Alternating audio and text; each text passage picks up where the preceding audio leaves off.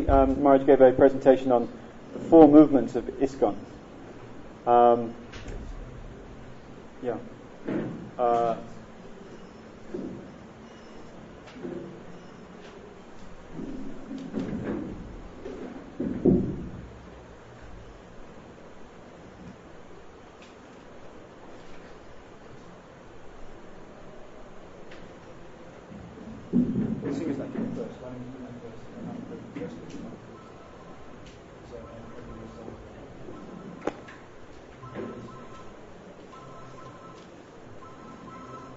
Hare Krishna.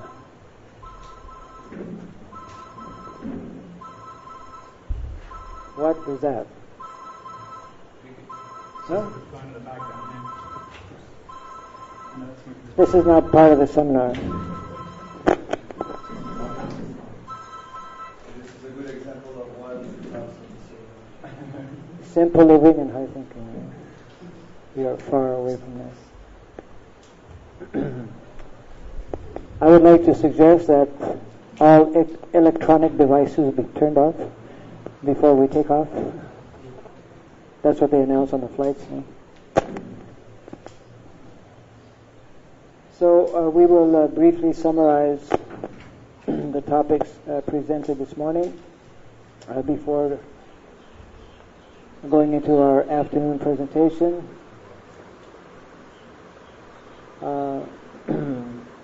This morning we had a brief introduction on some basic concepts of Varnashram. In particular, we were giving a brief overview of some historical developments in the context of Varnashram, both from a spiritual point of view and also secular point of view. And then what I would like to just briefly summarize again are the 4 movements or 4 missions or 4 divisions or 4 waves within our, we could say in a broader manner within our Sankirtan movement, within Lord Chaitanya's Sankirtan movement, and specifically within the ISKCON society movement. So these are taken from 2 important sources, one written in 1949, one letter written by Srila Prabhupada to, the Deputy Minister for India at the time, and the same theme coming up again in 1956 in the Back to Godhead magazine, specifically within the essay on Gita Nagari, famous essay written by Srila Prabhupada. I'm just curious to know, don't be shy, how many of you have read more than once, or even at least once, the essay on Gita Nagari? Can you raise your hands? Okay. So those who maybe did not get a chance to read it, we highly recommend it, because the basic ideology of Varnashram is actually contained within that essay. And it is based on this essay that New Vrindavan and in particular Gita Nagari in the West, Gita Nagari farm community has been established, at least based on that ideology. So, because most of you were here this morning, I really won't take very long time, but the 4 movements identified both in that 1949 letter and also 1956 Back to Godhead magazine, which are recurring themes within our ISKCON society to this day, are as follows. Number 1, and I'm presenting these as they are written by Srila Prabhupada and as they are, we could say, manifest in a very natural way, you see. So the first one is what Srila Prabhupada terms as the Sankirtan movement. Here, Sankirtan movement, meaning based on the holy name, not the general common understand of Sankirtan. So Sankirtan means chanting of the holy name, and also which expands into book writing, book publication, book distribution. That's all within the first wave or the first movement. The second, we have a pamphlet on that for those who may not have it yet. Second movement is what is called temple worship movement, establishing major temples around the world where the Lord in his deity form of Radha and Krishna in particular is worshipped.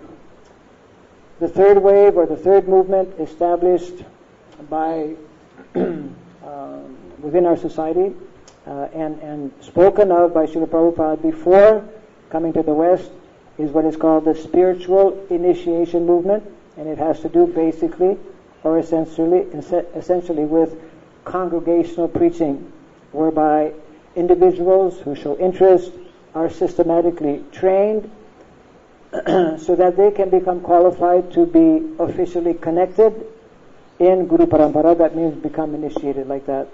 That is number 3. And number 4 is what Srila Prabhupada refers to as the classless society movement. And the classless society movement, as we explained this morning, is referring to the Varnasrama mission or Varnasrama movement. And the term classless should be understood as being not that it is not having the varnas and the ashramas, but it is classless in the sense that all those who are serving within whatever varna and whatever ashrama are all identical as being servants of Krishna, all engaged in devotional service. So on that level, on that platform, it is classless. We're all equal. Of course, there are differences even within that. So classless society being the fourth movement.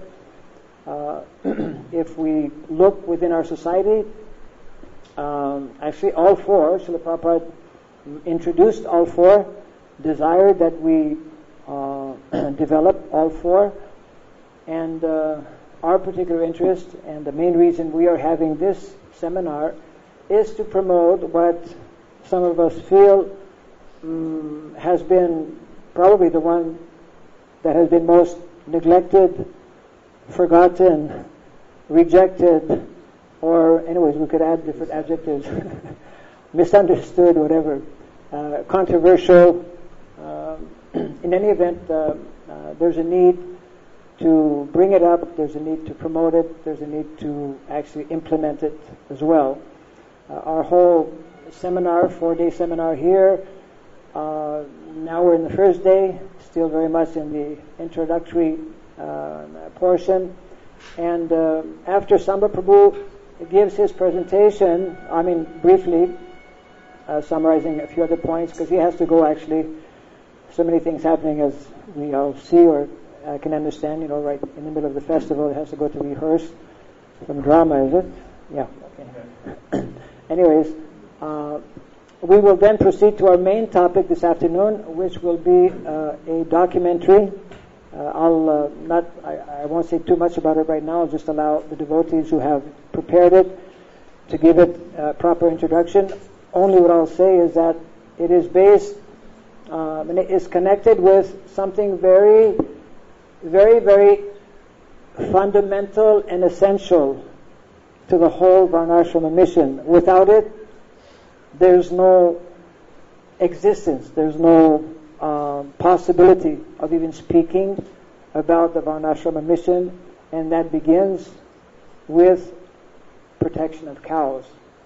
The whole Varnasrama system, we are generally, it's not, we shouldn't feel overly guilty about it. There are many circumstances or reasons beyond our control, but because we are generally so disconnected with land and cows, it takes us a long time to understand how come that is why this is so important, why this is so essential. And anyways, that I don't want to go ahead of myself here too much. So these are the four movements.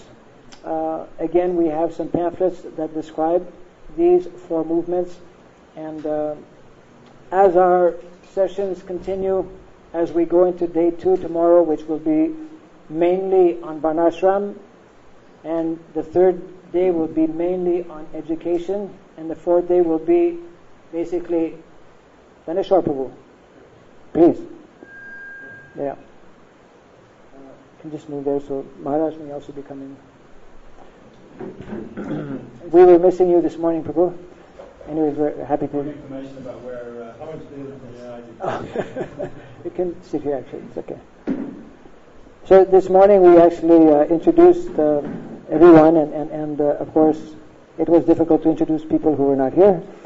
So I'm just going to take this opportunity to introduce Daneshwar Prabhu, whom I haven't met actually for many years, but we just met like briefly 2 days ago in the temple.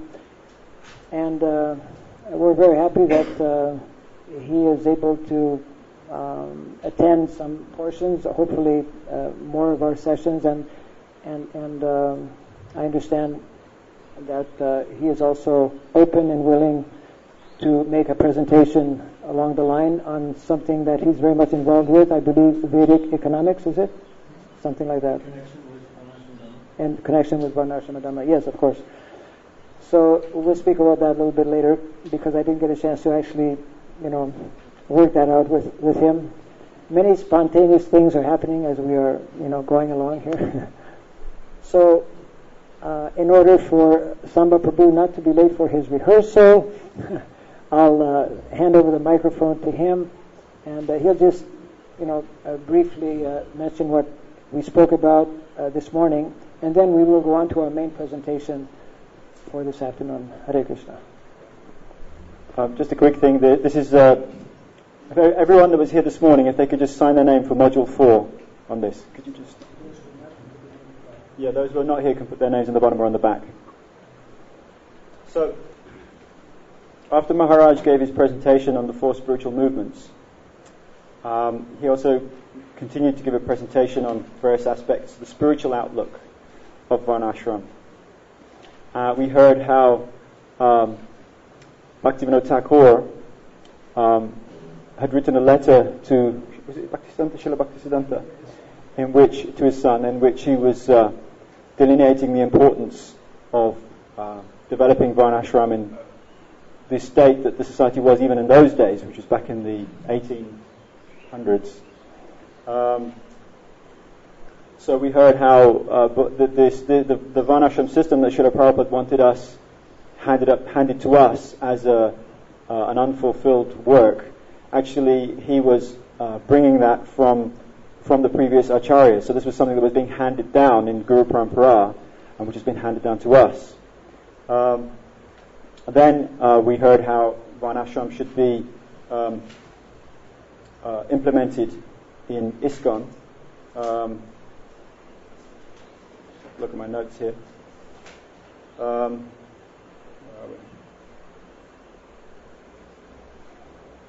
We heard how during the time when Bhaktivinoda Thakur was making his comments, there was a lot of opposition in India from the British Christian tradition, and there was one famous man, Macaulay.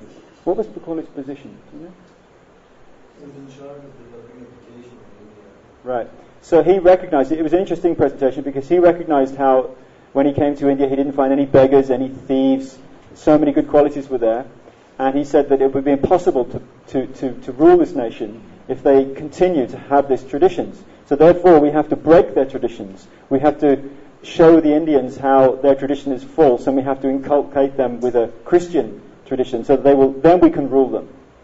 So it's very interesting how he saw how the actual principles of Varnashram, some of the principles of Varnashram were still there in such a way that the society was actually acting in a very nice way, very regulated way. The people were very controlled, or at least self-controlled. There was another example of how when the British were here, there were Indian soldiers working for the British, and they were asked to they were, for somehow or another, they had some ammunition, which, in order to fire this ammunition, they had to bite it. And the ammunition was covered in beef fat. So the people, these soldiers in Lucknow, was it?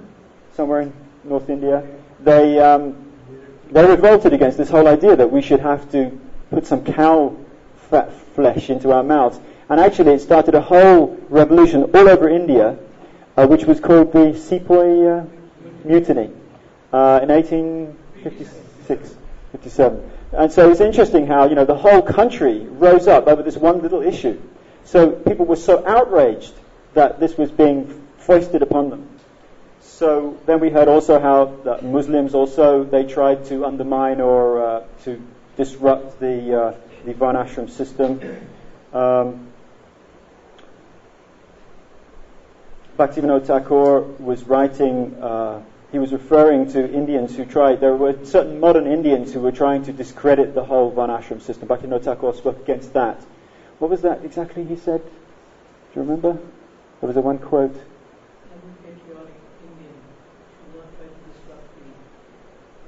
Every patriotic Indian should not try to disrupt the Varnashram system. Because there were certain persons in public life or in big positions who were discrediting the Varnashram system. So these were like the beginnings of the degradation, if you like, at least the major degradation. It's interesting because we know that it was also presented that like 5,000 years ago, more or less Varnashram was in place. But then gradually it decreased. But we can see that there's been a rapid decrease in the last, say, 150 years. It's rapidly degenerated and deteriorated until we've got this situation where practically you can't even recognize it.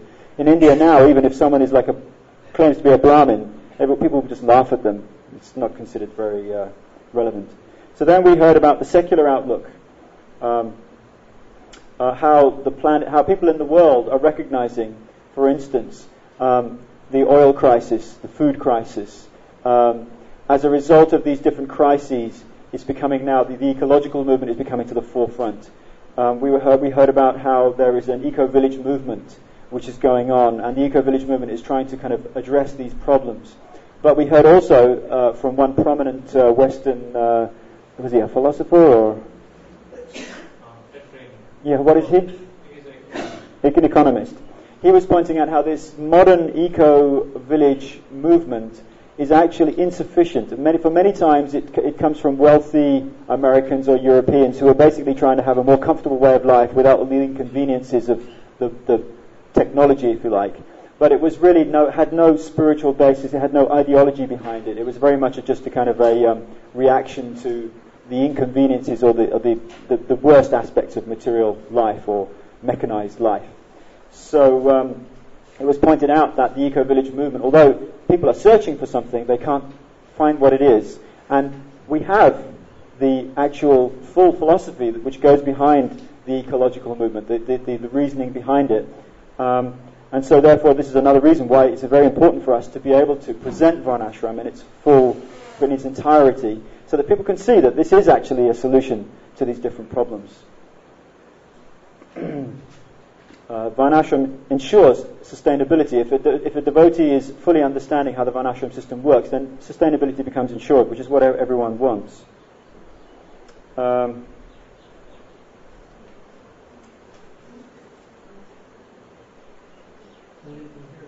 This is all this morning. Yeah. Okay, so that was basically I think covers everything. So I guess now we'll go ahead with this video presentation.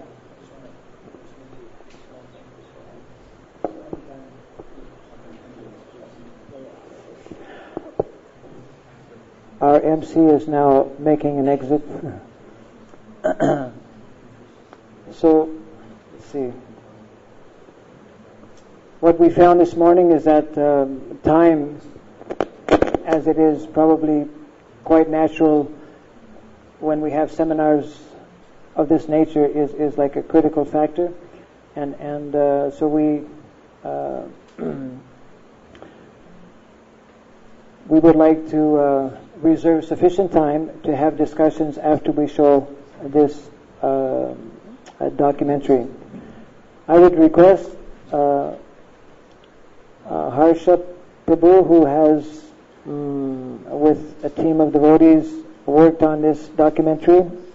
We'd like to request him to give a brief introduction as to how this has come about, a little bit about the devotees involved, just briefly. We'll get an opportunity later during the 4-day seminar to know more about the activities of this particular group based in Secunderabad.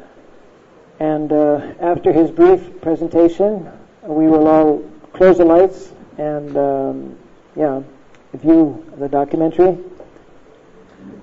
Afterwards, right after the presentation, we will then get into some discussion.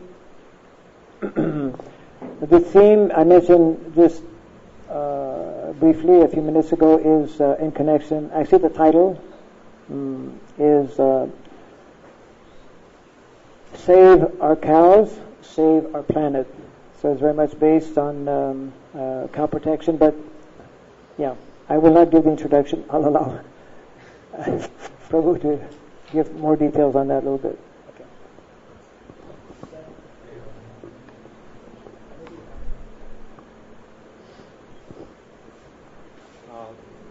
Hare Krishna. We were working on a documentary called Save Our Planet from past 5 months, inspired by Maharaj's lectures, and also we were very much serious about how cows are being dragged to slaughterhouses and whatnot, and what's the solution. We thought of writing articles and publish them, and a lot of things were going on in mind, very serious thoughts. We did write some articles, tried to get in published and all that, but then we thought there should be another dimension of putting it across through documentary movie. And then we started working. We attended some conferences on cow protection, and our whole team, a lot of brainstorming happened, many evenings, and what has come is this product today. Since it's a premiere show, we want to show it to senior devotees and all this, and then get their reviews, and then release it at a later date, and maybe some corrections and all that. But it explains in all dimensions how cow is the center of civilization, and etc., which will be shown now. You mentioned briefly about some of the conferences that you attended. Yes. Yeah. Maharaj is asking me to explain what are the which conferences we attended and how did we gather this matter. What has gone behind this work. We attended 2 conferences. One was at Shimoga in India, in Karnataka. It's an international cow conference on cow protection, where all the breeds of India they were trying to preserve. It was a beautiful conference. A large gathering was there, and we gathered a lot of material from that place. And also we attended this recently held in December 2007 in Tirupati. That was also a conference on cow protection.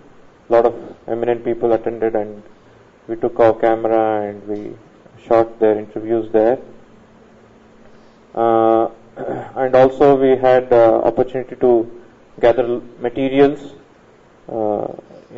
by contacting various devotees and various NGOs and many people working on this area, but they all had partial solutions.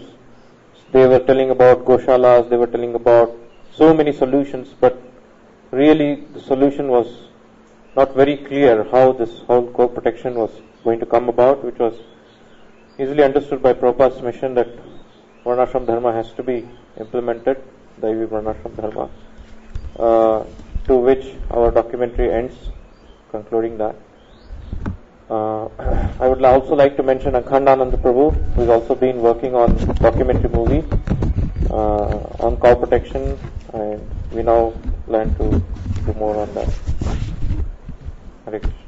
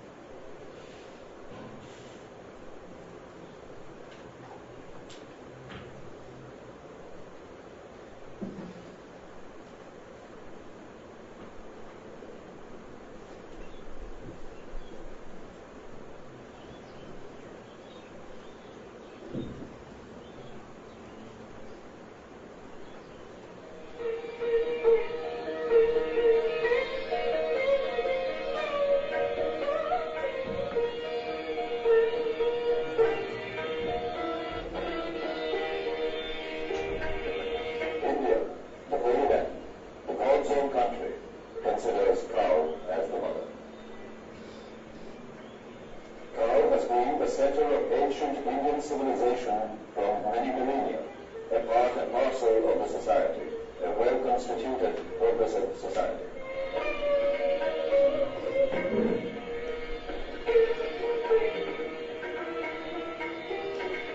India, being colonized from centuries, did not lose its independence for the very reason that villages were self-sufficient and cows formed the most fundamental part of self-sufficient living.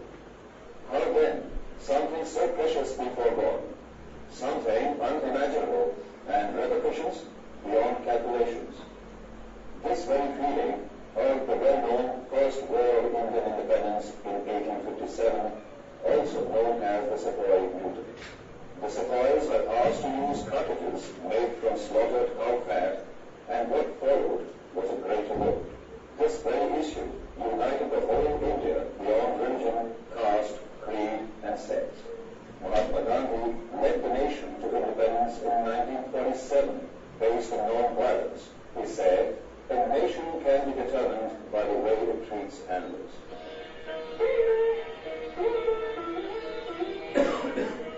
Why was cow considered so important compared to any other animal? In the centuries-old cow economy of this country, nearly all basic necessities of life like farming and manure, food and nourishment, transportation, fuel, housing and medicine are woven around the pivotal cow.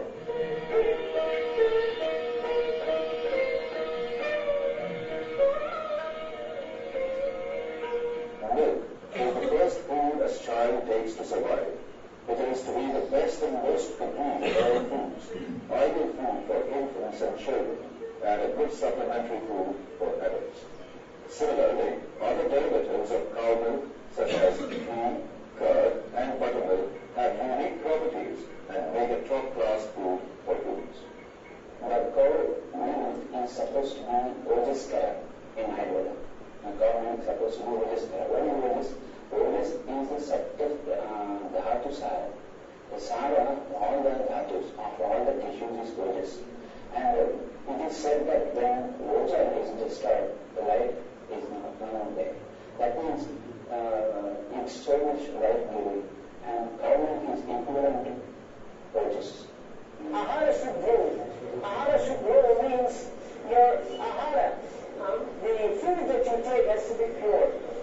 And that pure food is only possible, the purest food is only possible, and only possible if you have cows. This first-class food from cows cannot be replaced by milk of any other animal. Milk from the indigenous cows is therapeutically better. It has got medicinal values. It has got certain products, certain constituents like strontium, like cerebrosides, like small size fatty acid particles, which are very useful because this small size of the fat globules is good because that is the kind which will reach our brains to help us. The big sized fat globules from the buffalo milk are not as efficient to reach the human brains through our veins as the small sized from indigenous cattle are available and are able to support us in our thinking, in our working.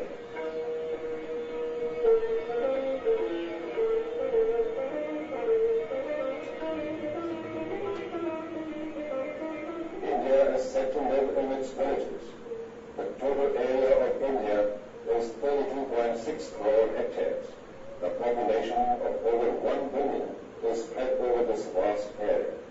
Of this, 82% is in approximately 7 lakh villages, with nearly half of these villages having less than 500 people. Agriculture is the mainstay of this country. What goes into agroeconomy cannot be neglected, and cows are the center of agrarian-based living. For most of us, cow means only milk, whereas the terminology of cows includes cows, bulls, and bullocks. She is considered to be the mother, the very reason that we take milk from her, and bulls as the father, the very reason it plows the land to feed us. The fact that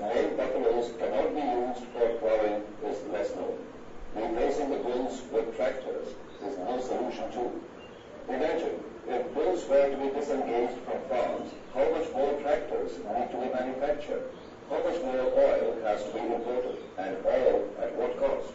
In a letter to C.V. Raman, Albert Einstein says, tell the people of India that if they want to survive and show the world art to survive, then they should forget about tractor and preserve their ancient tradition of power.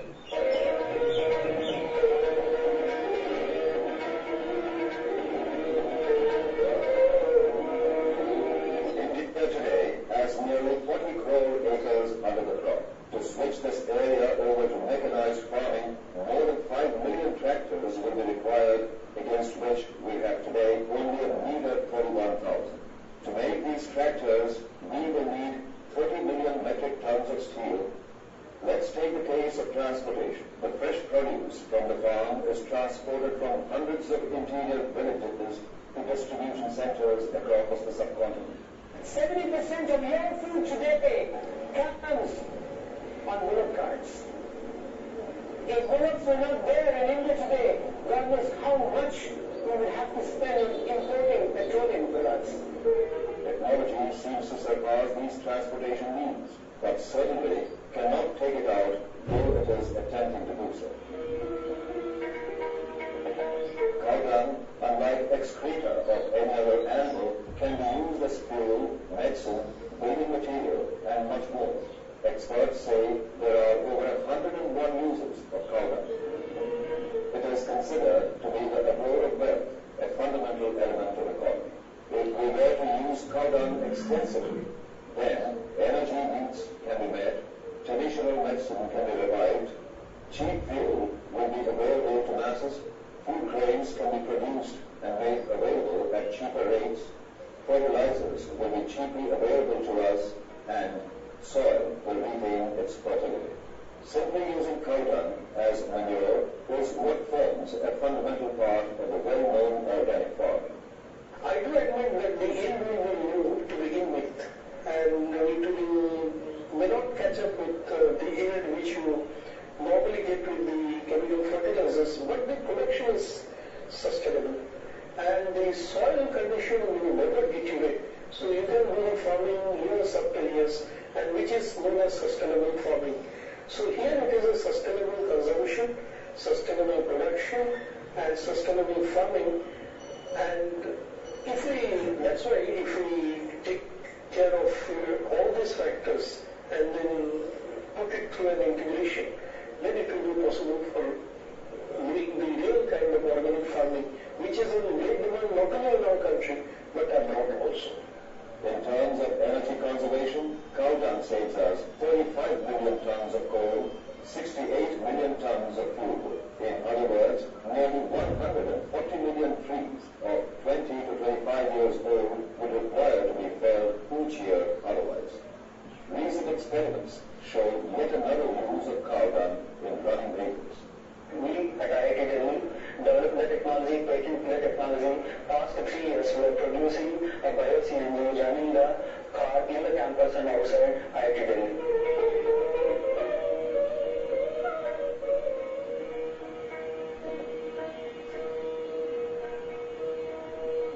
Cow urine has been known to have medicinal benefits. In Sushruta Samhita, cow urine is considered to be elixir of life. It has all the essential elements that compensate for deficiency of nutrients in the human body. It plays an important role in curing diabetes, blood pressure, asthma, and several other diseases. These unique properties of cow urine is tested and proved in the scientific world.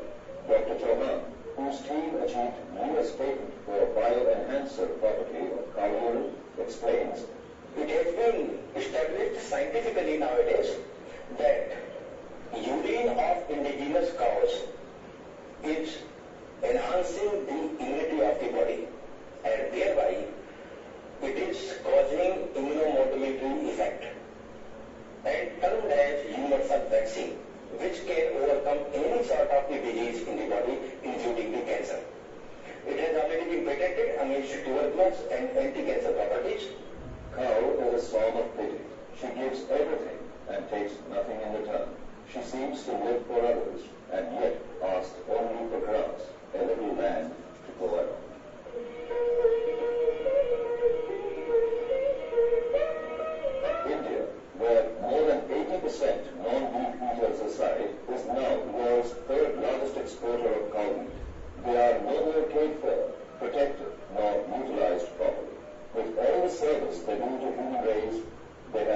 unseen abuse, turned unproductive and slaughtered mercilessly, all in the name of economy.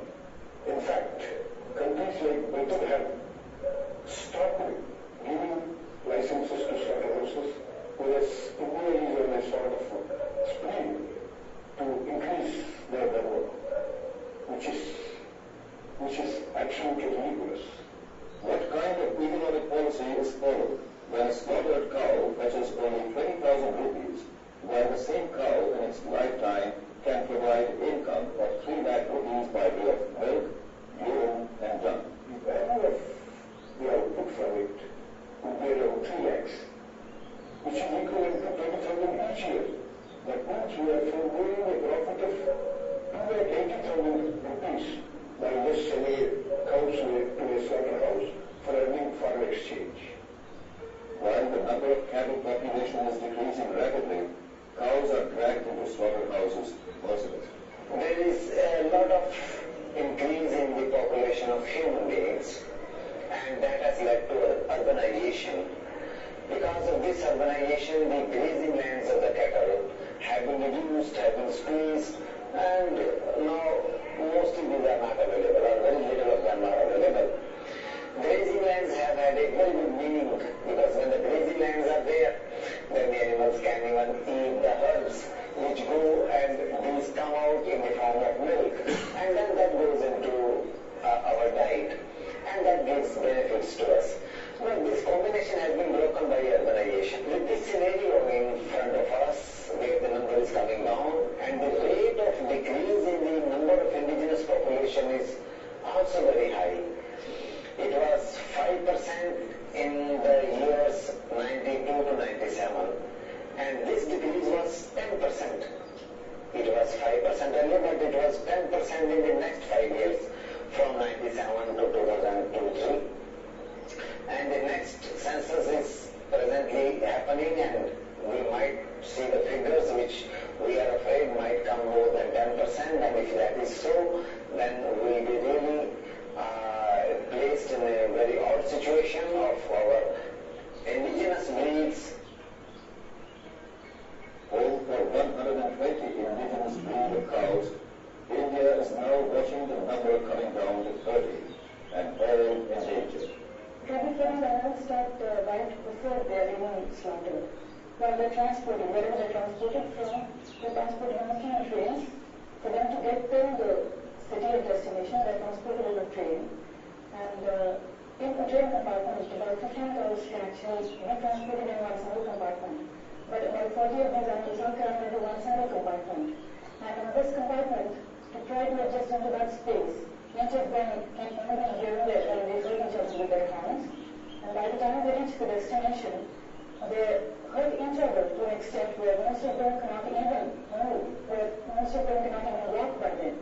And at the time of destination, where they have to be loaded into another transportation, like when they have to get into another body, because they cannot move, they take some chili or they're either whipped to get up from that place, or they take some chili and it's rubbed into their eyes, or it is rubbed into their noses, just so that they can move and they can be put into the next vehicle, where they are again transported into those vehicles, and they are taken from there into the slaughterhouse. They are transported to the next destination, in which they are taken to another open space, where again all the animals are crammed up, with no space to stand or sit.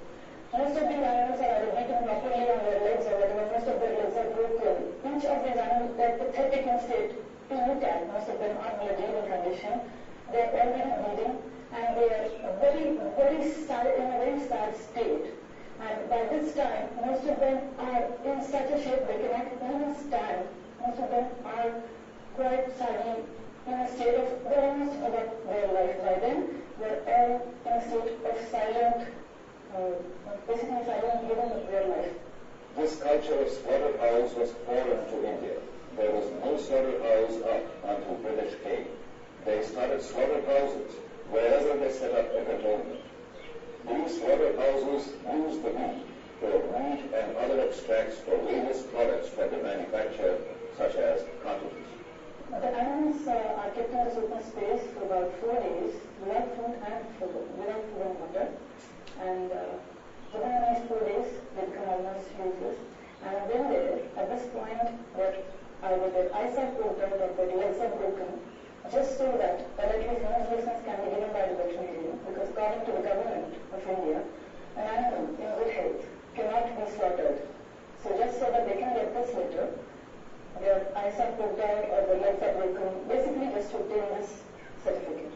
And once that is done, when the animal is taken in for slaughter, the last place inside the slaughterhouse, once the animal gets into the slaughterhouse, the hot water sprayed onto the animal for about 5 minutes. And the heat of this water is about 200 degrees. 5 minutes of this spray, the animal is not dead, but it's faint. It faints at this point. It is done so that the skin of the animal becomes soft, just so that this leather or the skin can be taken out easily from the body of the animal, because the leather cells obviously. And then the animal is hung upside down on a conveyor belt, wherein it starts passing. All this is done in full view of other animals. Actually, even this is illegal. An animal is supposed to be slaughtered separately when another animal cannot watch it. But all this is done in full view of other animals, and all the other animals are viewing this entire thing in distress, in fear.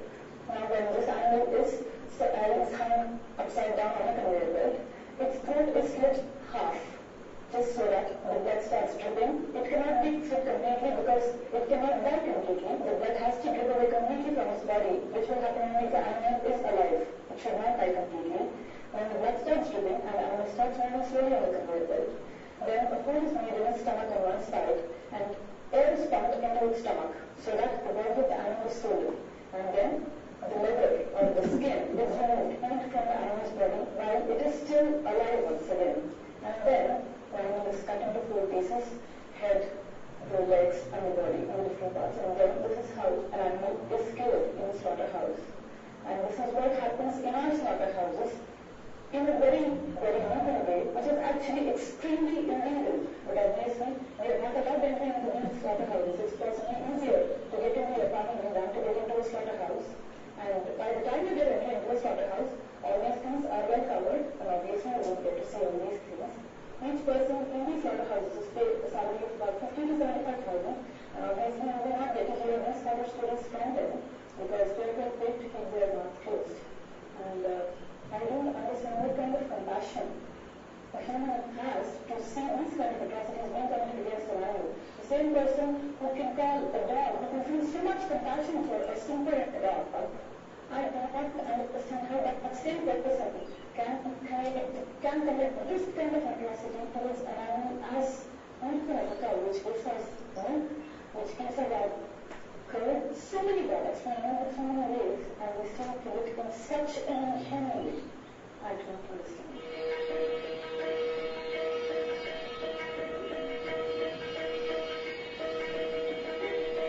Cow slaughter, especially, is not proposed, preached, nor supported by any religion. In Christianity, commandments for life are described as definitive aphorisms. The 7th commandment says, "Thou shalt not kill," indicating one should not kill, leave alone eat meat.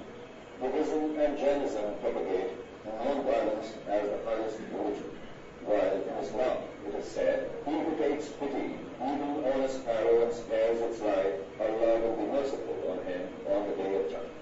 In an Ayatul Haywan, an Islamic religious text, there are clear evidences against cow slaughter. पुराने करीब के अंदर कहीं पर भी ऐसा कोई mention नहीं है, कहीं पर भी ऐसा जिक्र नहीं है कि गाय की कुर्बानी जो है मुसलमान के लिए जायज है या इसकी कुर्बानी करनी चाहिए। और ना ही कहीं पर भी हजरत मोहम्मद ने ऐसा कहा है, लेकिन हजरत मोहम्मद की कुछ हदीसें हमारे पास मौजूद है।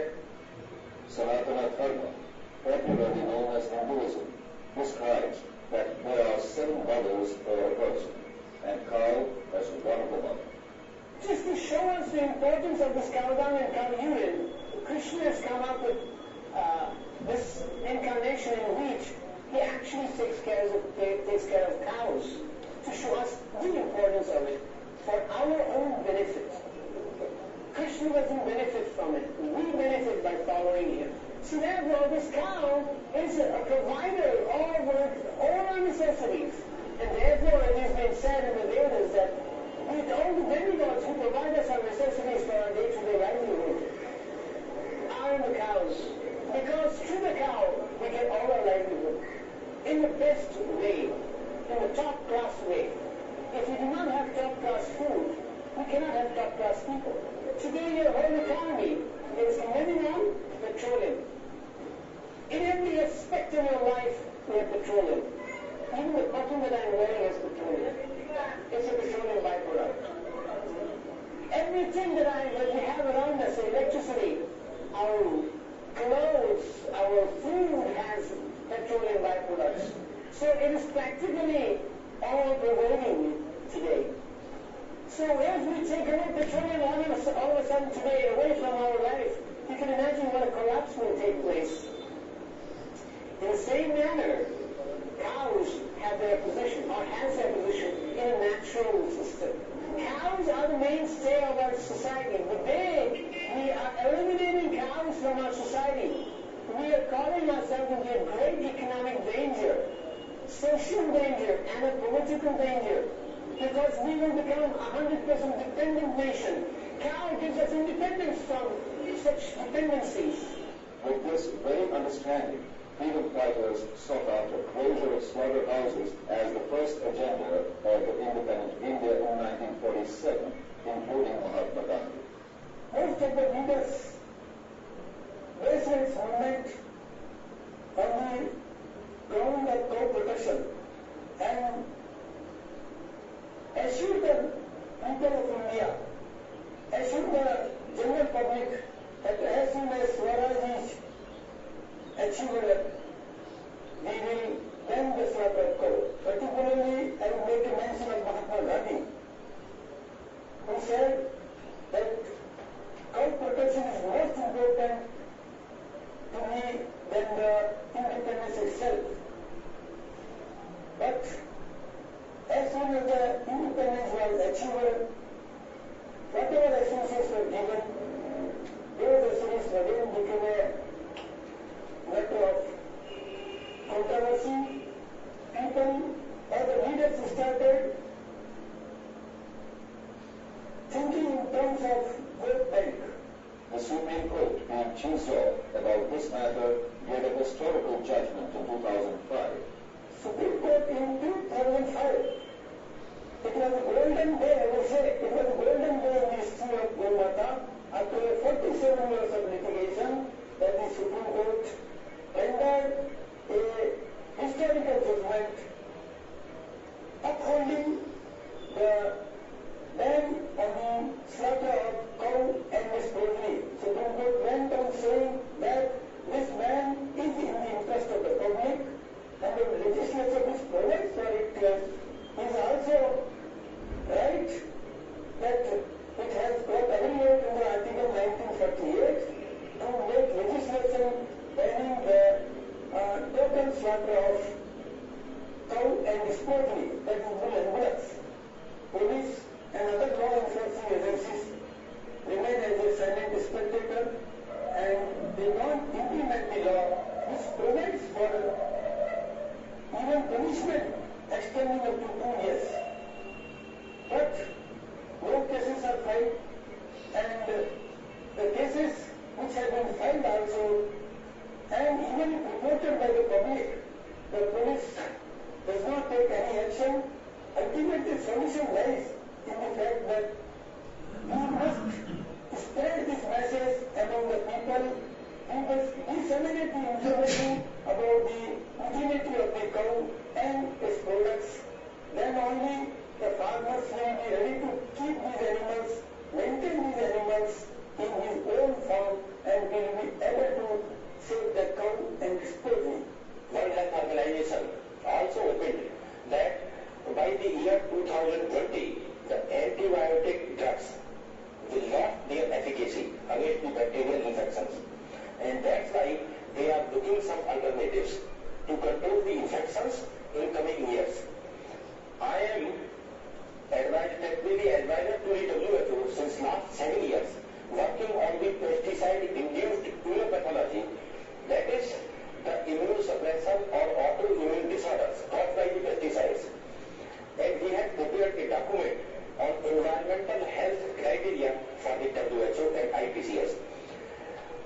This institute on cow science and technology is necessary to carry out the research on cow urine-induced immunomodulation in human beings and animals to control the infections in next centuries.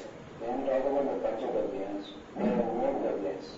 Like, for example, after the Shiva, Nadi, then Gota, Gomutra, Gomuni, there were a lot of other garbhyas like buttermilk, takka, and then cream. A lot of other products are available at the cow.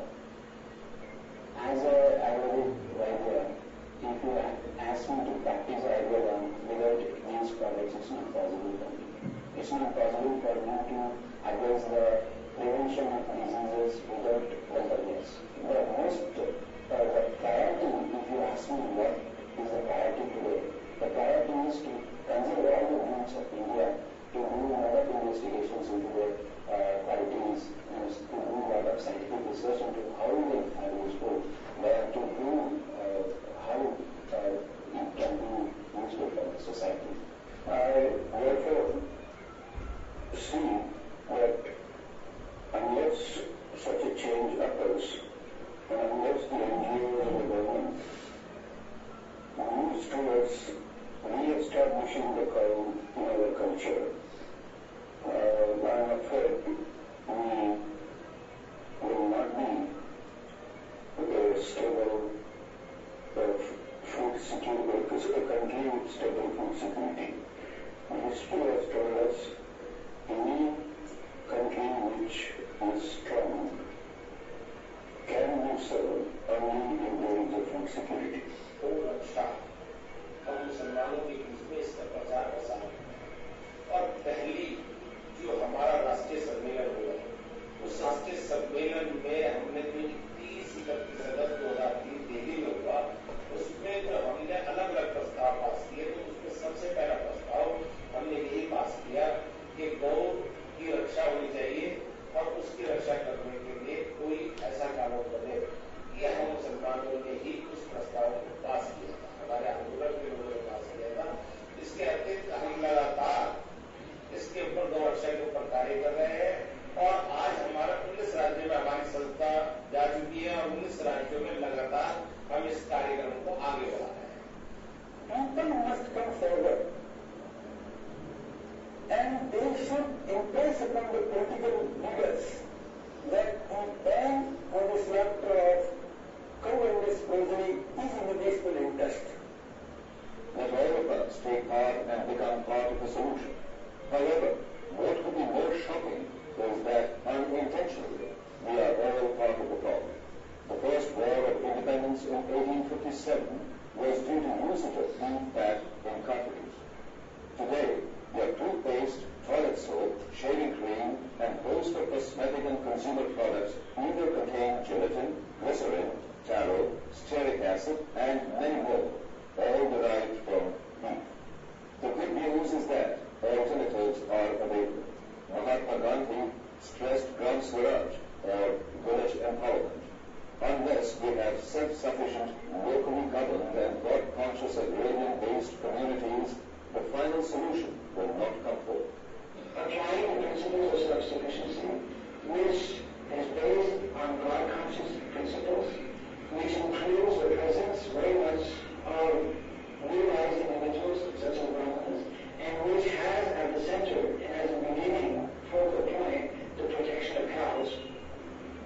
There is no way that society can be properly organized, and there is no solution. Each one of us need to take part in making such farm communities. If sanity still has its place in this sacred country, then what is needed to realize that it is the 11th hour, an hour left to come together and lay down the roadmap for recovery, an hour to gain true independence. Let us save our cows to save ourselves, our planet.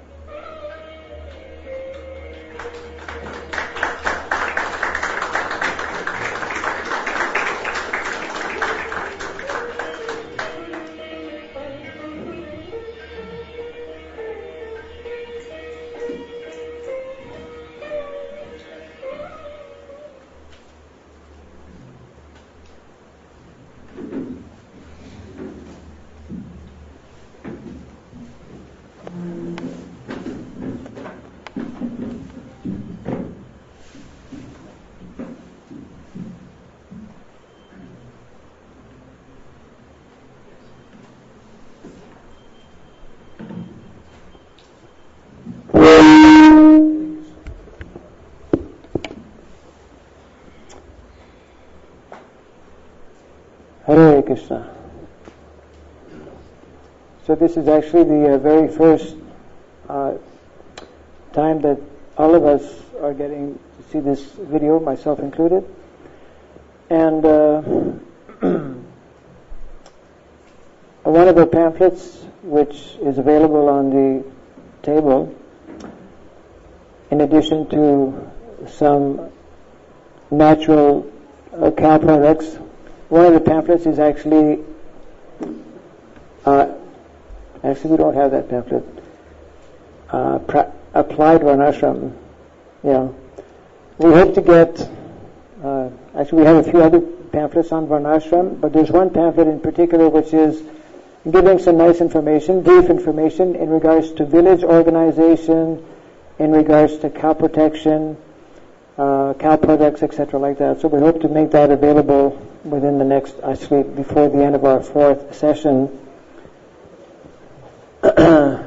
Cow protection, we should understand simply by reading Srila Prabhupada's books is a very central theme, and I'd like to just relate before taking some questions. Basically, we'd like to have some discussion on this documentary and also on the topic and related topics which are connected with the documentary. Understanding that we would be having this documentary, it had come to my mind to share just a few very short stories which had come to my attention a few years back in connection with cows, just to underline again how important are cows. And once again, most of us, for various reasons, because of our having been disconnected, we tend to think less about their importance, or we're just not conscious of it. Many years ago when I was in Vrindavan, we read things, of course, in Srila Prabhupada's books, how important are the cows, and we hear the verse, Namo Brahmanya Devaya Go Brahmana Hitaya Cha, how Krishna worships both, especially the cows and the brahmanas. So, anyone who's been to Vrindavan, like in the morning, if it's this was during Kartik time, you go out in the front to get some hot nimbu pani, hot lemon.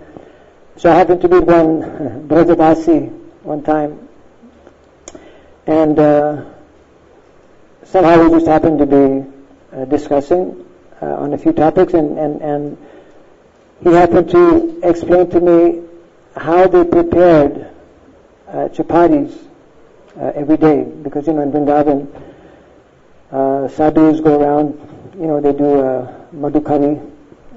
So he was telling that Brajabasis every day, this is like their daily routine. They cook chapatis, for different living entities, and so the first chapati they cook, they put it aside, they don't offer it to Krishna. The second chapati they cook, they also don't offer it to Krishna.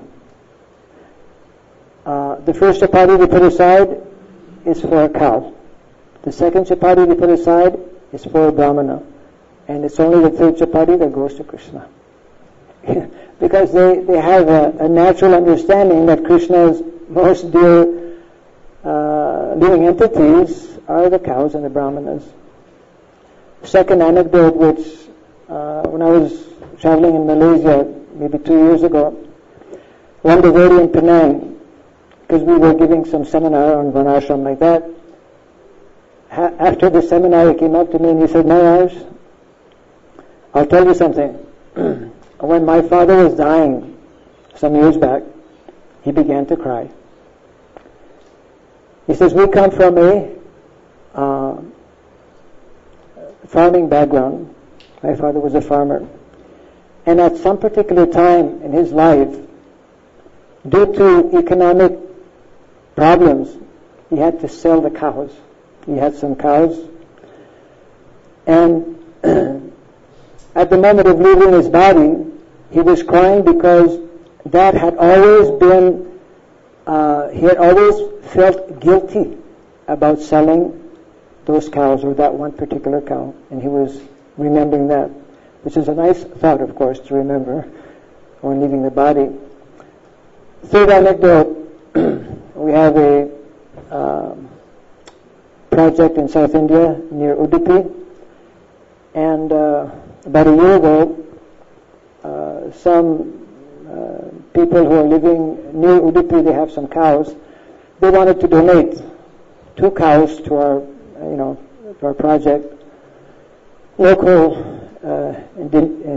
indigenous cows, very nice breed. So then they brought the cows over, 2 cows, a brother and a sister, Subhadra and Balaram.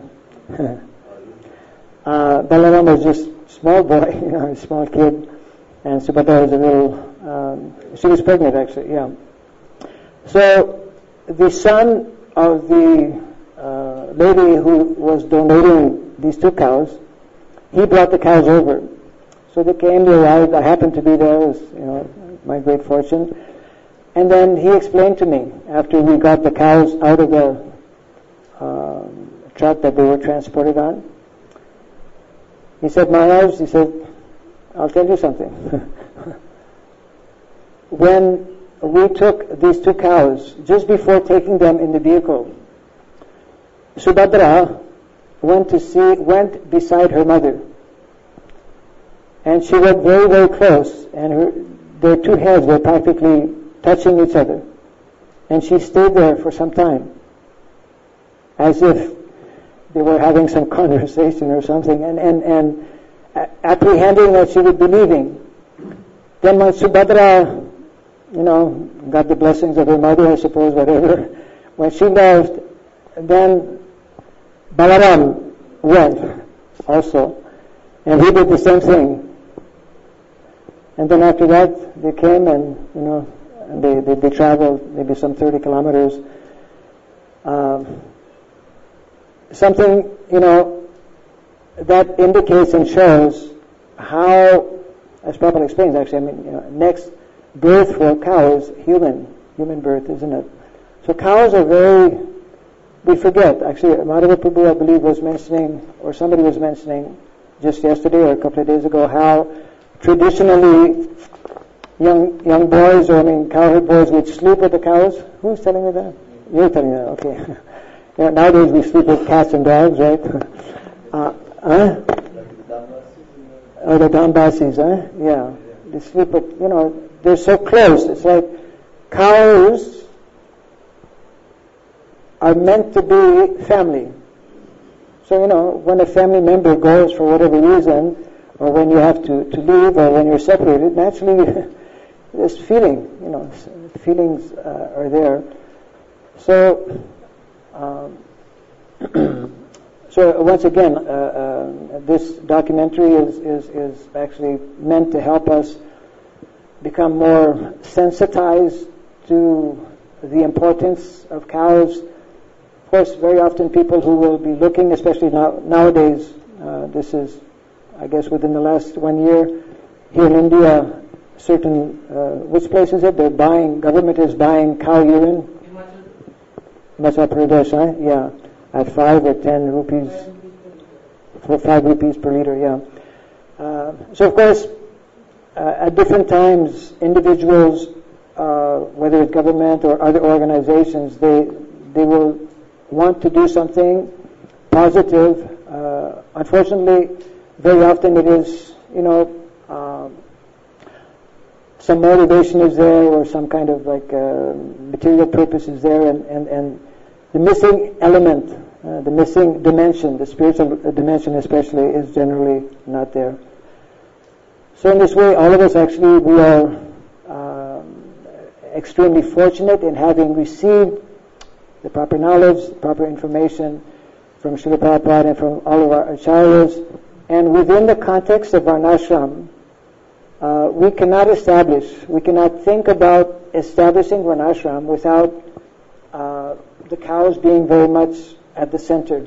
And Srila Prabhupada, there are some quotations, because actually tomorrow this is like a little introduction to tomorrow's main topic, which is basically Varnashram, and we hope to present some very key purports given by Srila Prabhupada, how the basis of the Varnashram society and the basis of economy also, possibly Dhaneshwar Prabhu might touch on that later on when he gives a presentation in the context of Vedic economy, is intimately connected, you see, with cows and cow protection. So, having mentioned these few small things, I would like to, it's like by default I become the MC. Samba Prabhu has gone to his rehearsal. So, we'd like to open it up. It's about 5:15 or so, yeah. And maybe we can just ask for any comments on the documentary that we have seen.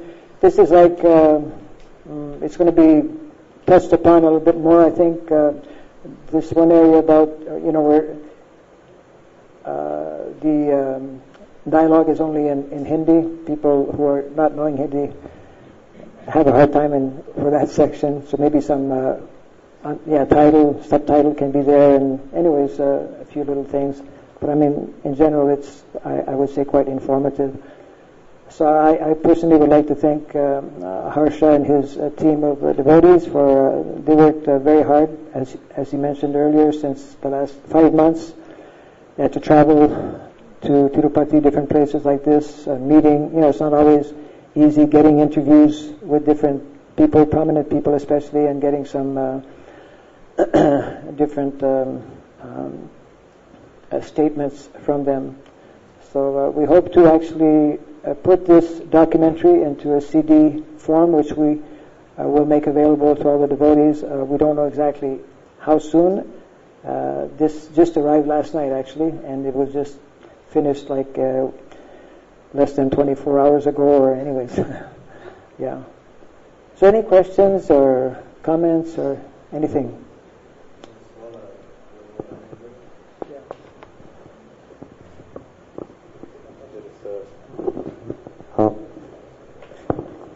Another anecdote, when I was interviewing Kurmarupa in Careful Cows in Vrindavan, another video that we hope to release soon. Kurmarupa was explaining that in the Dambasi's family, the young calf would sleep with the children. Because they have, of course, if you have a brick house, that may not be suitable, but if these people live very traditional way, so they have the mud houses. And so naturally the young bulls and the young cows, they sleep with the children. So by the time they're grown up, it's very easy for them to work the field or to be around the family, because they're really part of the family. And usually every children like to have a pet, usually children will give them little dogs, and they're very, they're filthy animals. Compared to cows who purifies everything they touch. So that's the only animal, so that the whole pet thing that children has is usually done with calves, and that creates a really respect. And they also say that the Dambasis in their culture, they will not eat until the cows are fed. I mean, I'm speaking Dambasis, like the real deal, those who live outside there.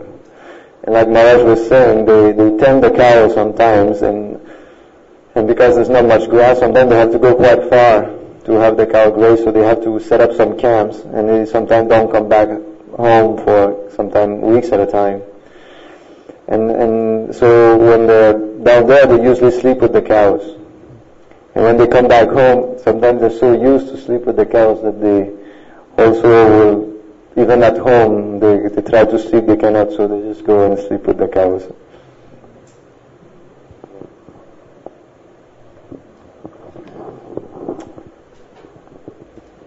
Anyone would like to ask some questions in connection with either the documentary or the topic of cows? Yes, Prabhu. 2 points. One thing is that I think it's quite amazing that in the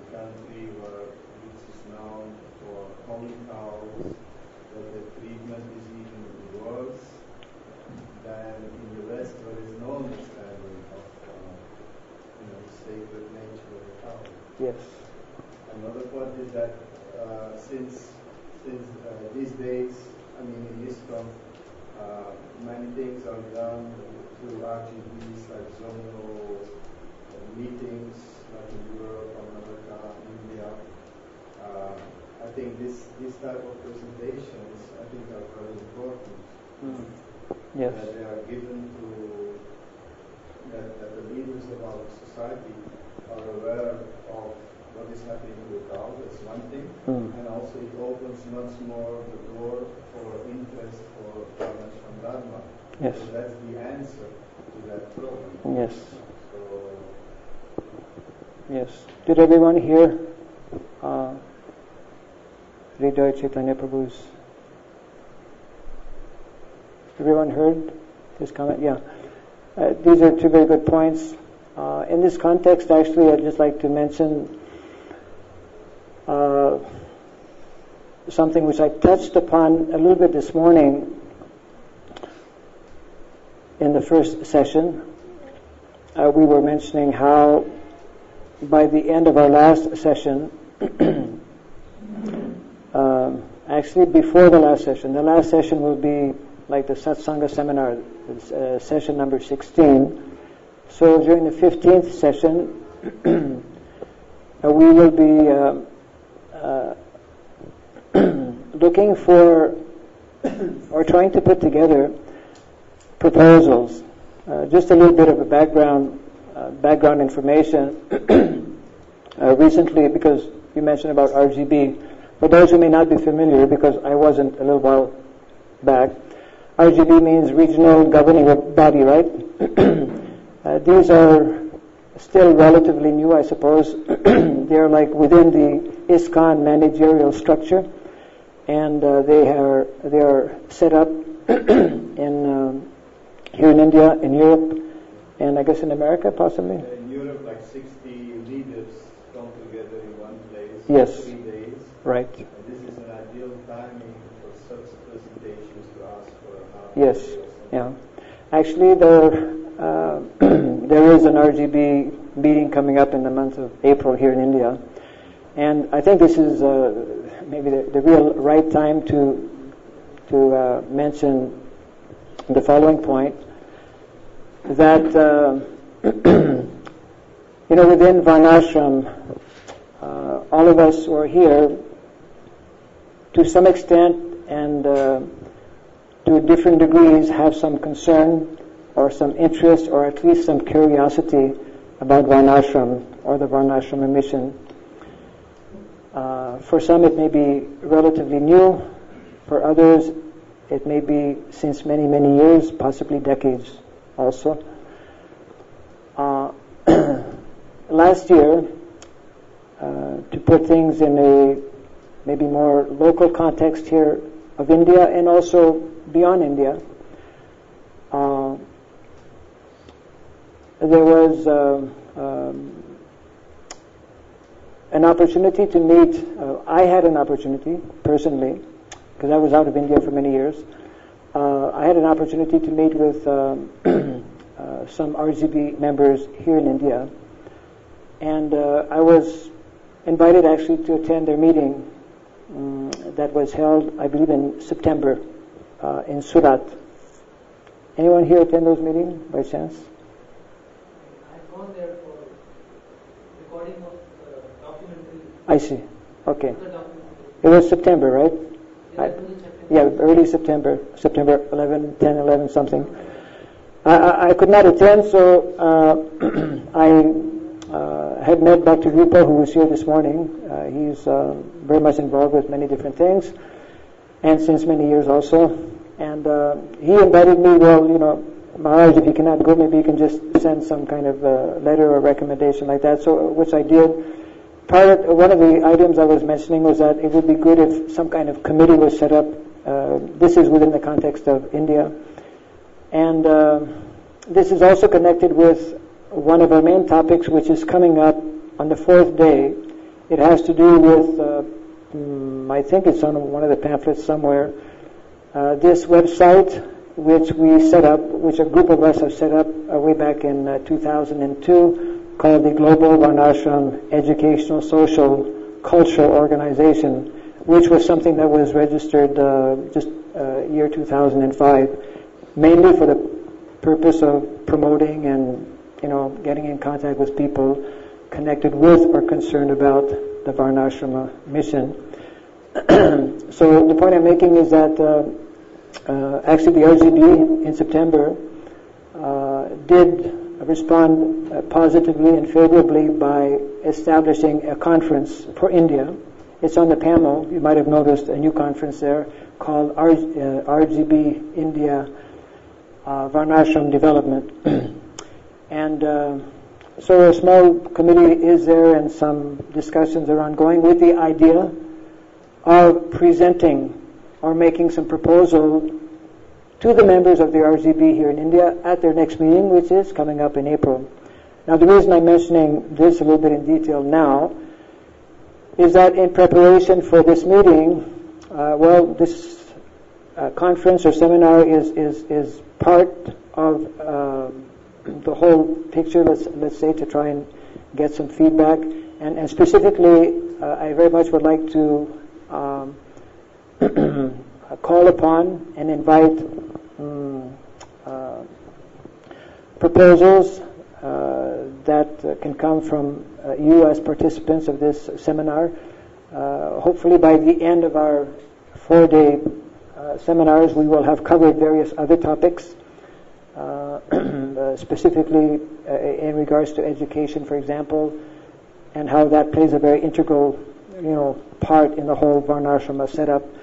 And we are planning one session where we can break in at least maybe 2 or 3 groups with the idea of trying to extract, some ideas or proposals. In general, I would say that it's not, unreasonable to state that our ISKCON society and our ISKCON leaders are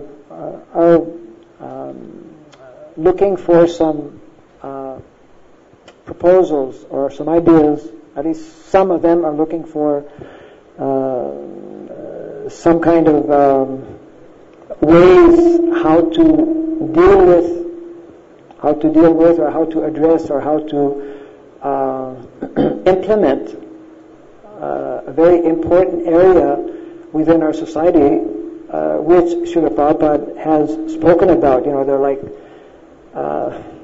quite a few thousand references, in the folder regarding Varnashram and Dharma, etc., like that. So that means that whatever sessions we are attending right now, keep that in mind, that by the time we will finish our 4-day seminar, there will be one session where we will be in a more, actually I've already prepared before this seminar, in the context of this next RGB meeting, some recommendations. I call it like position paper, so to speak. There's still many aspects because, as we mentioned at the beginning of the conference, Varnashram, anyone who is dealing with Varnashram can understand how vast, how deep a subject matter it is and how complex. In one way, how complex, in another way, how simple also. Just like Prabhupada explained that today's modern setup, modern education, become very, very complicated. Students are in so much anxiety, so much of pressure is there, and students commit suicide because they don't do well in their exams, or because they can't get entrance in some particular course or some particular university. And Srila Prabhupada, he mentions how if we simply follow, the system that is given in our Vedic literatures, the simple system, it would be so simplified. And that, not only actually within the context of education, that's the whole meaning of simple living and high thinking, isn't it? All of our activities will become extremely simplified if we simply understand and put into practice the basic concepts which are given in our Vedic literatures. So, on many occasions, we all know Srila Prabhupada has reminded us how we should endeavor as devotees to live in a more simplified manner. This theme is brought up also many, many times by Narada Muni in the 7th canto. We'll be quoting a little bit from the 7th canto in a couple of days to come, because this is, I think we forgot to mention it this morning, or we might mention it tomorrow. This is another section. If you have not yet read Gita Nagari, the essay on Gita Nagari, number 1, and also have not thoroughly, in detail, read the 5 chapters given by Narada Muni in the 7th canto, chapter 11 to chapter 15, specifically on Varnasrama, then it will be difficult to grasp some of the concepts that we are addressing or dealing with. Having said this much, I really would like to hear from our devotees. It can be a comment, it could be a question, it can be whatever. Yeah, go ahead.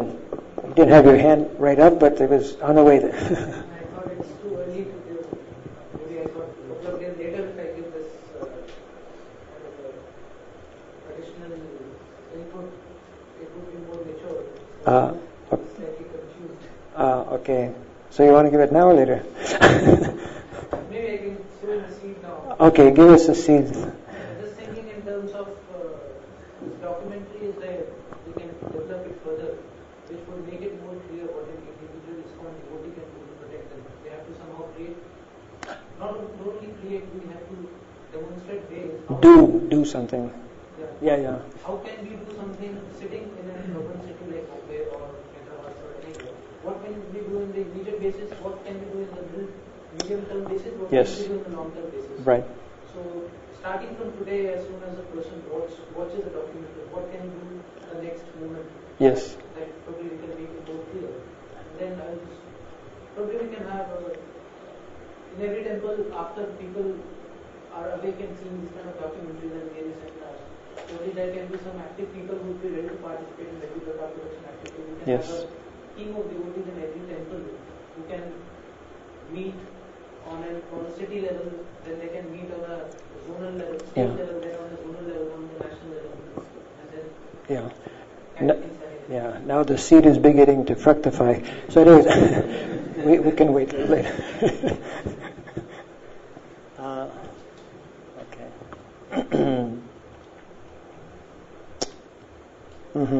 Okay, one suggestion here. I actually sometimes devotees might feel more comfortable in writing some question or something. We could do that on an ongoing basis. If one hand is up. In case somebody, 2 hands are up. Even if the hands are coming up, if you still would like to write some question, you can go ahead and do that. Yes, Prabhu.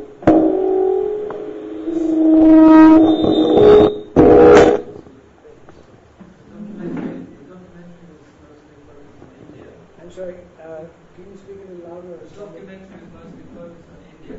Yes. And it seems that probably it's easiest to implement, to get something done in India, where the different culture capitals is once at least, but not in the West. So I was wondering, have you got any plans for doing a documentary in the Western context? Yeah, because it's completely different. As soon as we have the funds, we're going to start it. This is like something beginning. This is part of something quite involved, let's say, which we will be dealing or presenting and explaining more in detail in one of the future modules. In other words, there is... Hare Krishna. Does anybody know how to do this? Turn the speaker the other side of the book. Turn it all the way down. Okay, Hare Krishna. Thank you. Better. This was mentioned very briefly this morning, actually, that Harsha Prabhu, who introduced the documentary, and so he is working with a team of devotees who are based in Andhra Pradesh, in Secunderabad, as part of a larger, let's say, concern or larger endeavor to address different areas about Varnashram. They have set up what is called a Varnashram research team, and it is this team of devotees who have undertaken and produced this documentary. He mentioned briefly also how there are other documentaries on the way, and even over and above, or in addition to documentaries, there are articles or books or reviews or CDs, different things. I agree with you, there is a need to do that on a much larger scale. There are devotees, we're beginning to be in contact with devotees through this, what we call Glovesco. I'll just mention the word instead of repeating Global Varnashram. Glovesco is a short term for this kind of organization that was started on the internet a few years back. And this is all like interconnected as an attempt to address and communicate with devotees in different continents who are concerned about Varnashram and who would like to. So some devotees are thinking very much along the same lines, and it's just a matter of time. So I don't want to speak too much more on this right now because it's like getting into another module. Yeah, right. But your point is a very good point, and I'm sure Harsha has already taken note of it. Someone else? Yes, Prabhu. Well, it seems from what I've heard, generally in our protection, it's like rural communities trying to protect our also trying to get some systems. Rural communities? No, devotee communities. Yeah, okay. But it seems that, shouldn't there also be an emphasis on, like, sending to the local temple area and rural area to preach to the local farmers? And is it possible for the local farmers to change their local? Yes. Is there an alternative for them to preach to them? Yeah. Your point, if I can just voice it on the microphone so that everyone can hear it. You're pointing out that is it not possible for our temples, wherever they may be situated, to preach to like local areas or the local farmers to kind of like develop that understanding or consciousness within them so that they can protect the cows, etc., like that? Yeah. Can we provide an alternative mode of for them it's cattle raising, killing. Can we present an alternative way that they can be economically more situated? Alternative to what? To the present, like just raising the cattle to slaughtering. Can we present an alternative? Yeah. Way that they can still have their economic livelihood but protect the cows? Well, one of the important points that Srila Prabhupada was making is that we need, as a society and as communities, to develop models. We have to show how it can be done.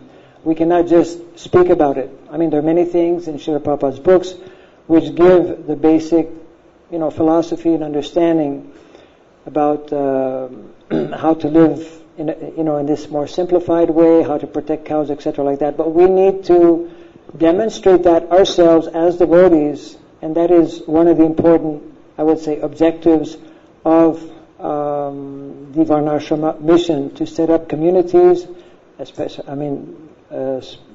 specifically devotee communities, so that our own devotees and people in general, the general public, can see. At the same time, if our devotees, especially those who have some experience, can go and meet with individuals in various villages and convince them, especially by, I would say, taking up Krishna consciousness, because the basis of all of this is only going to be possible if we chant the holy name and if we practice devotional service. Otherwise, we get into all kinds of, we sidetrack in so many different ways. You want to, go ahead. The mic is only up to here. Let him come.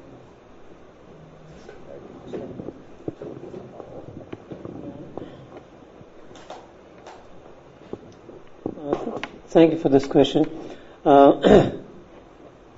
Which was the year, you remember? I think it was the year 1999 or the year 2000, I think, that devotees, and I was partly involved also, that we started trust in Bombay called the Venu Madhuri Trust to specifically do this. And since that time on, which has been 7 or 8 years, that we've been working in one village. We've taken up one village as a, as a target. And we've been trying to do this exactly. And we've taken a very remote village, which is not so easily accessible, and culture is still pretty much there. It's quite backward, and they have a lot of cows there. This experiment is going on, but it is very tough.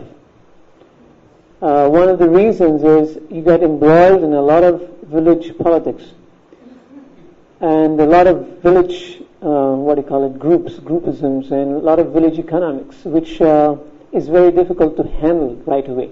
It takes a lot of time to handle them and to bring them to that level. So it has been going on. Devotees have been working on it. It was basically precisely Devamrit Prabhu's initiative that we set up, that this thing was been set up. And one devotee called Rupa Vilas Prabhu in Kolhapur has been heading it all these years. He started with a small Food for Life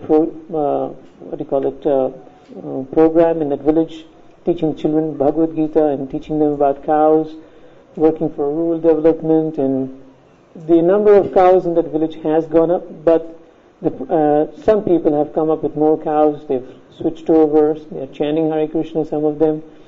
But to change a village requires a lot of, a lot of maturity, because you have to know how to handle local politics, or groupism within the village, or different kinds of things that which I wouldn't like to go inside, and when you go into the case-wise study of it, then you'll understand that there's a lot of things to do.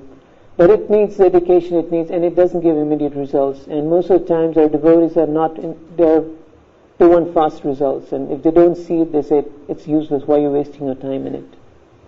So again, I'm referring to a Western model where, like, for example, in that country there's herds of thousands, hundreds of thousands, one farmer will have hundreds of thousands of cows. So what I'm saying, it seems to make sense to me that we preach to those people, and they're the ones who are farmers, so like they know how to look after cows, whatever. That's precisely what we've been trying to do. So maybe someone in the West can start. We've started here. We've started in India. So if it's basically a very small group of devotees, but they've been working at it. Now they're making a few medicines out of cows and using different things for cows. They're going into organic farming, things like that. Yeah. What's the name of that project? Venu Madhuri Trust. Venu Madhuri in Kolhapur. It's based in Bombay, trust in Bombay, but the project is running in a place called in Kolhapur district. Excuse me. Had his hand up first. Yeah, Prabhu. You're next. So my question is, how do you deal with influential people, like we see like in Chaitanya Charitamrita, and Chaitanya Mahaprabhu put Kazi in this hard position. Then his first argument was like, cows, why do we kill cows? You also see Prabhupada, he was protesting with Gandhiji. He signed that killing cows is a religious principle, and after 47 they doubled slaughter. So how you have some programs how to deal with influential politicians? How to deal with influential politicians? That's a hard question.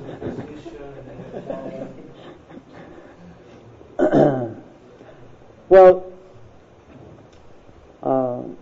we basically have to promote the basic principles and concepts of Krishna consciousness. Part of our preaching is to actually convince persons who are, in the same way that we want to approach people in the villages, we also should be approaching people who are politicians, to convert them into devotees, because ultimately we need leaders who are going to be, or who are God conscious, Krishna conscious, isn't it?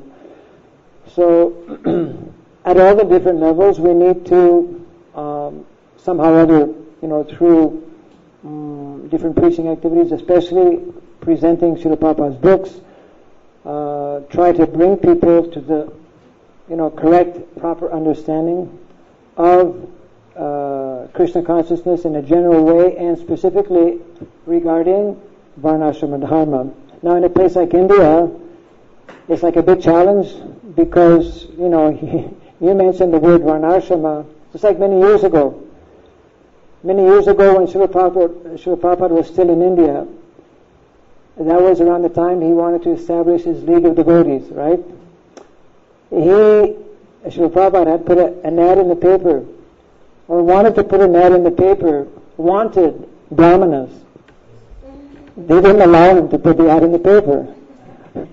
And I came to know, for example, those who are here in India that can testify to this, that there are certain laws here in India at present whereby if within a certain context you use the word Shudra, you may get legally into trouble or something.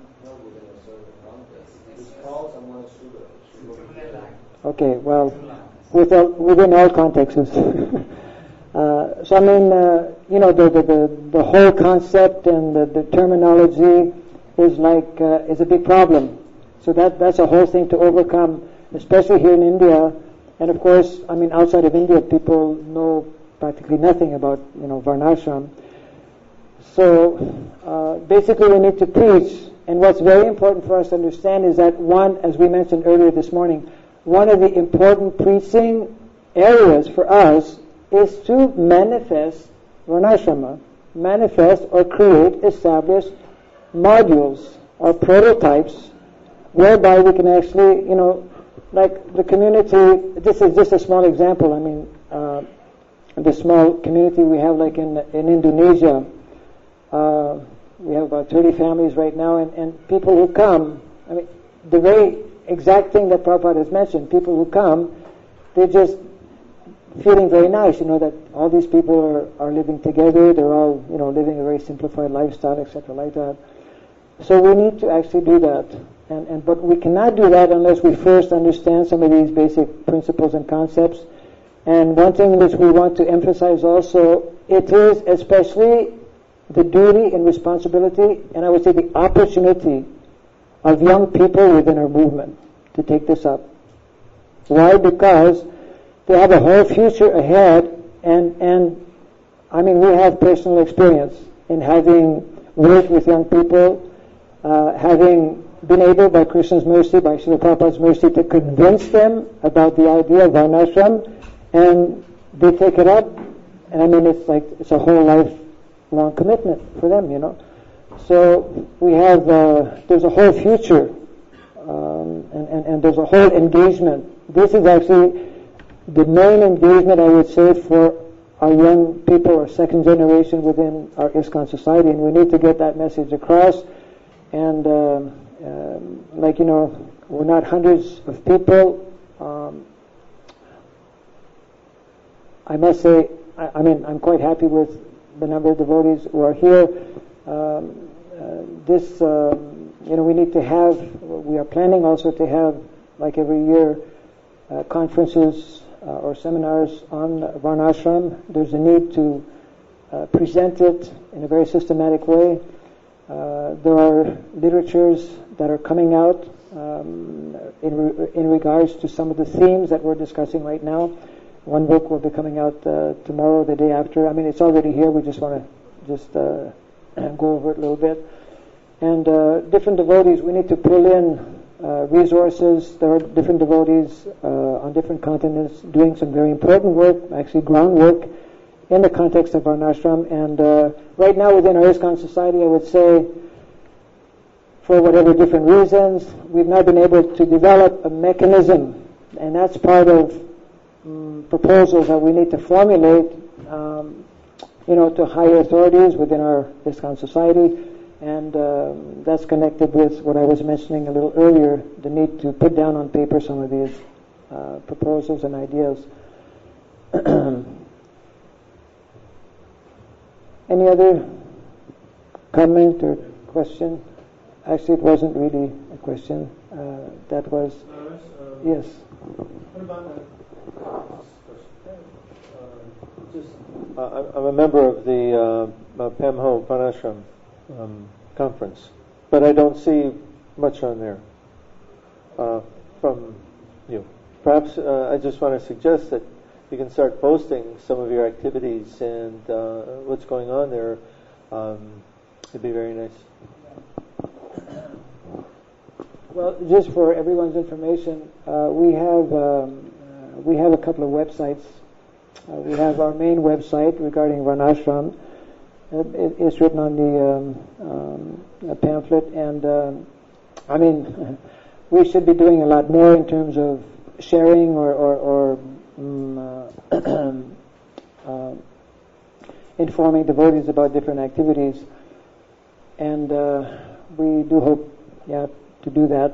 And again, as mentioned earlier this morning, in one of our modules, as we continue our presentation on Varnashram, there's a whole list of suggested ways, in which ways devotees, individuals, can be involved, in making some tangible, in bringing about some tangible effect to move forward this whole, our movement, I would say, is like being held back or being a little bit like, what is it? I wouldn't say blocked, but a little bit like Stuck. Hamstrung, eh? Yeah, stuck, whatever, things like that. And Varnashram and that the whole scope, it's like a wide opening that will answer many of our, let's say, difficulties or lackings or shortcomings, etc., like that. That will address a lot of the problems that, as a community or as a society, we are facing or have been facing over the years. And we haven't at all touched on education, but this is so essential also. Just like today, mainly we've touched on, especially this afternoon, on cows.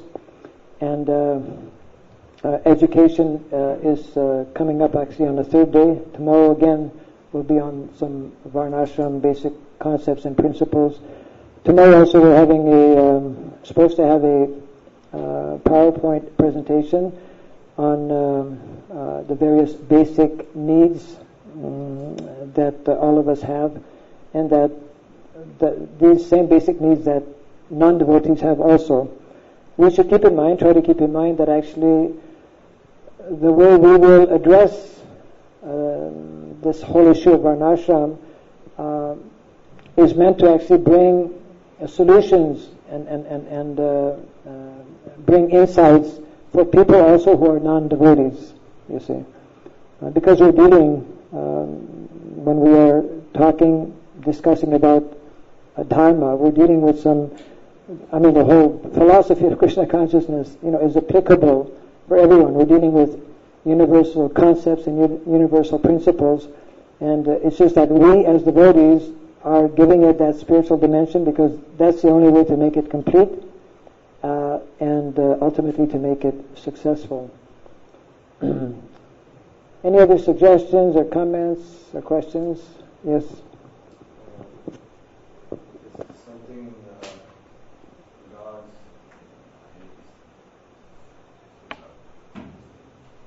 this is something in regards to the cow. The protection of the cow cannot be implemented until we also implement agriculture. So there's plenty of people and in many areas that are even more involved in devotees, in animal rights, and so many things. So maybe a solution would be to preach to them. But for devotees, it's extremely important that we learn to protect the cow, and it won't be a large-scale visible solution until we learn the balance between the cow and the land. If you have agriculture without cows, land will not be fertile. If you have cows without agriculture, then it requires so much money. I mean, we can have a program, sponsor a cow for a month, sponsor a cow for a year, but it's, ultimately that you cannot do very wide cow protection with that. So we have to learn how to live with the cow and realizes that she's actually the giver of prosperity. And then something will click that, like just one example, I'm speaking about the Damrasi, so that was staying in Vrindavan, so I heard different stories. That my friend was building a house, and he knew some villagers, and because they were nice people and Krishna conscious, he was hiring them to build his wall. But it was very difficult to get Dambasis, the villagers, Dambasis, to work hard. They were looking at the wall and said, oh, Allah, so big job. And they didn't see how, for us, we're Westerners, building a wall, bing, bang, bing, bang, bing, bang, for them it's like, wow, such a big job. Then they were explaining, like, my friend got intrigued and he sort of realized that because of Dambasis, they work very hard for 1 month out of the whole year. They grow their wheat.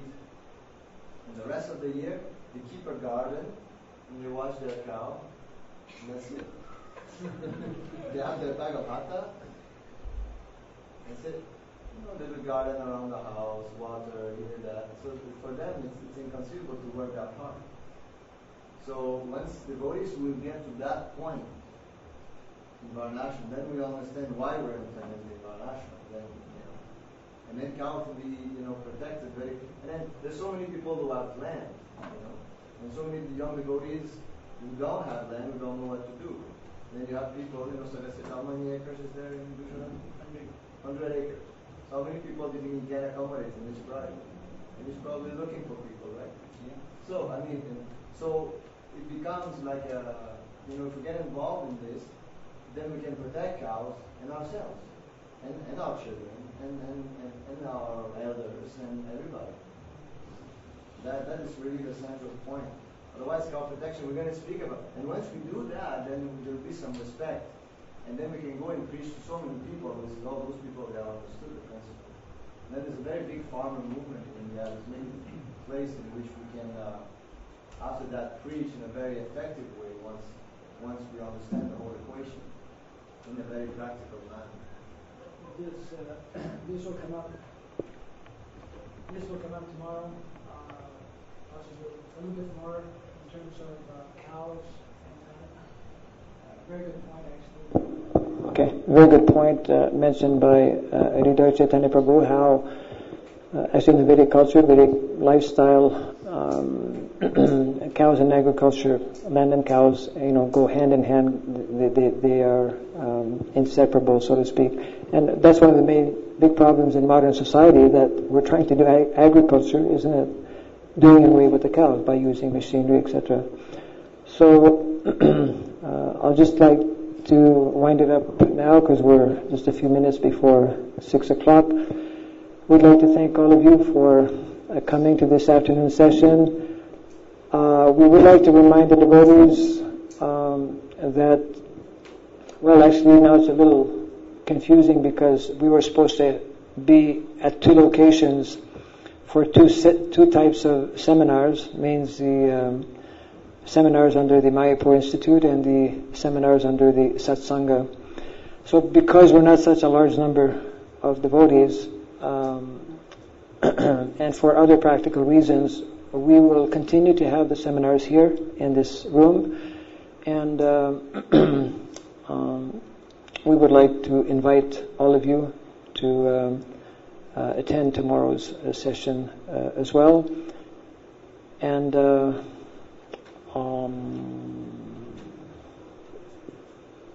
please take some of the pamphlets that are there if you haven't already. And I guess 10 o'clock, 10 o'clock tomorrow morning. Basically, we'll probably follow the same schedule, because it's easier for us to adjust our schedule than to adjust the whole prasadam schedule for the campus or for the whole, Mayapur festival.